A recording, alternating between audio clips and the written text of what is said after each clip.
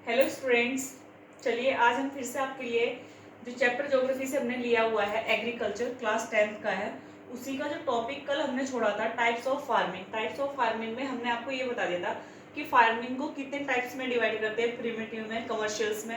ठीक है, चलिए अब उनका एक्सप्लेनेशन पढ़ते हैं। तो प्रिमिटिव सब्सिस्टेंस फार्मिंग एक्चुअल में होती क्या है, इसका एक्सप्लेनेशन क्या होगा। देखिए, सबसे पहले हमें इसके बारे में ये पता होना चाहिए, डन इन स्मॉल पैचेस। ये जो वर्क है प्रिमिटिव जो सब्सिस्टेंस फार्मिंग है, ये एक स्मॉल एरिया में, छोटे एरिया में की जाती है। प्रिमिटिव टूल्स आर यूज्ड, मतलब प्राचीन जो पहले से टूल्स यूज करते हुए आ रहे हैं उनके इस्तेमाल से ही ये फार्मिंग की जाती है। डिपेंड ऑन मॉनसून, पूरे तरीके से मॉनसून पे डिपेंड होती है कि अगर बारिश हुई तो फसल उग जाएगी, अगर बारिश नहीं हुई तो जो फसल है वो फेल हो जाएगी। Depends on natural fertility of soil, इसमें जो सॉइल के अंदर नेचुरल फर्टिलिटी होती है उसी में इसको ग्रो किया जाता है, उसमें अलग से फर्टिलाइजर से केमिकल्स का यूज नहीं किया जाता। फिर labours are generally family members, इसमें जो लेबर्स होती है, जो लोग इस फार्मिंग को करने में हेल्प करते हैं, काम करते हैं, वो सब फैमिली मेंबर्स होते हैं। ये मैंने तो आपको कल भी बताया था कि इसमें क्या होता है, प्रिमिटिव फार्मिंग जो होती है वो सिर्फ अपने घर वालों के लिए ही अनाज उगाने के लिए इस्तेमाल की जाती है, सिर्फ अपनी जरूरत पूरी करने के लिए। उसे प्रिमिटिव फार्मिंग कहते हैं, जो जैसे प्राचीन तरीके में लोग करते थे। अब प्रिमिटिव फार्मिंग में एक टॉपिक आता है आपका slash and burn agriculture. Slash और बर्न एग्रीकल्चर एक्चुअल में होता क्या है, तो it is the primitive subsistence farming. क्या है, ये भी एक प्राचीन है, प्राचीन तरीका है फार्मिंग को करने का। Farmers clear the patch of land, farmers क्या कर देते हैं, जैसे जंगल खड़े हुए हैं, ठीक है, लैंड पे कहीं भी, तो उन्हें क्या कर देते हैं, उनको क्लियर कर देते हैं and shift to new patch, और उसे किस में चेंज कर लेते हैं, एक नए पैच में चेंज कर लेते हैं। It is also known as jhuming agriculture, और इस काम को जूमिंग एग्रीकल्चर के नाम से भी जाना जाता है, इस फार्मिंग को।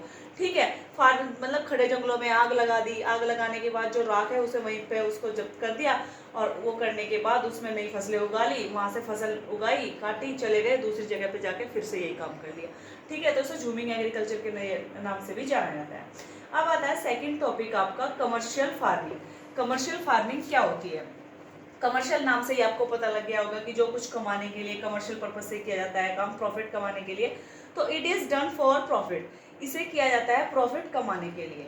High doses of modern input are used, इसमें बहुत ही हाई क्वालिटी के मॉडर्न इनपुट, मतलब जो आजकल हाई प्रचलन में है उस तरीके की मशीन टूल्स इसमें यूज किए जाते हैं। थर्ड, HYV शीड्स, मतलब हाई यील्ड्स वैरायटी के जो शीड्स है वो इसमें यूज किए जाते हैं। केमिकल फर्टिलाइजर्स, मतलब मिट्टी की फर्टिलिटी को और ज़्यादा बढ़ाने के लिए उसमें केमिकल फर्टिलाइजर्स मिलाए जाते हैं। Good transport system are required, इसके लिए, क्योंकि ये जो फसल हम उगा रहे हैं, ये उगा रहे हैं हम सेल पर्पज से, उसे बेचने के पर्पज से। तो उसमें क्या होगा, सबसे पहले तो हमारी ये चीज़ मेन होती है कि हम HIV सीड्स का यूज़ क्यों कर रहे हैं, क्योंकि HIV सीड्स का यूज इसलिए कर रहे हैं जिससे हमारी मेहनत कम लगे, फसल हमारी बहुत अच्छी मात्रा में पैदा हो। ठीक है, गुड ट्रांसपोर्ट सिस्टम नहीं होगा तो हम उसे सेल करने के लिए, एक जगह से दूसरी जगह ले जाने के लिए फिर किस चीज़ का इस्तेमाल करेंगे, उसे अपने घर में तो स्टोर नहीं कर सकते। जब हमने कमर्शियल पर्पज से लगाई है तो हम उसे क्या करेंगे, सेल करेंगे। तो इसलिए ट्रांसपोर्ट का सिस्टम भी आपका स्ट्रॉन्ग होना चाहिए, अच्छा होना चाहिए, जिससे आप उसे मार्केट में सेल कर सको। इसी में अब कमर्शियल फार्मिंग में कौन सी फार्मिंग कीजिए, प्लांटेशन का वर्क किया जाता है। जैसे a single crop is grown in large area, इसमें ऐसा नहीं हो सकता कि आप एक ही खेत में बहुत सारी या एक एरिया में बहुत सारी फसलें उगा लोगे। इसमें एक बहुत बड़े लार्ज एरिया में सिंगल फसल, एक ही फसल उगाई जाएगी। या तो आप जैसे चावल की खेती कर रहे हो तो चावल उगाओगे, चाय की खेती कर रहे हो तो चाय बहुत बड़े एरिया में उगाओगे, गेहूं की कर रहे हो तो गेहूं।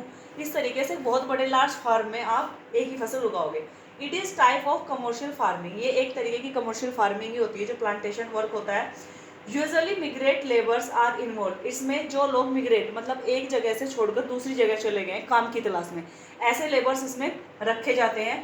ठीक है, और in India T, coffee, banana etcetera ये सब किस में आते हैं, प्लांटेशन फार्मिंग में आते हैं। Network of transport, processing industries, market play an important role in the development. इस फार्मिंग के डेवलपमेंट में सबसे बड़ा तो है ट्रांसपोर्ट का नेटवर्क, क्योंकि आपके पास वो सुविधा होनी चाहिए हर प्लेस पे जाने के लिए, मतलब आप ऐसी लोकेशन पे होने चाहिए जहाँ से आप किसी भी मार्केट में अपने सामान को या अपनी जो आपकी फसल है उसको सेल कर सकें। ठीक है, इंडस्ट्रीज नज़दीक हो, वहाँ से मार्केट नज़दीक हो, क्योंकि मार्केट क्या करती है, एक इम्पोर्टेंट रोल प्ले करती है इसके डेवलपमेंट में, विकास में। अगर आपके पास नज़दीकी ये मार्केट की सुविधा है, तो आप अपने जो भी आपकी फसल है उसे आसानी से सेल कर सकते हैं। आपको दूर ले जाने के लिए ट्रांसपोर्ट का खर्चा भी बचेगा। तो बहुत सारी चीज़ें इसमें होती है। तो इंडस्ट्रीज और मार्केट जो होती है वो इसमें मेन रोल प्ले करती है डेवलपमेंट में। Thank you. वीडियो कैसी लगी बताना हमें कमेंट में, और इसके साथ साथ ज़्यादा से ज़्यादा वीडियो को शेयर करना।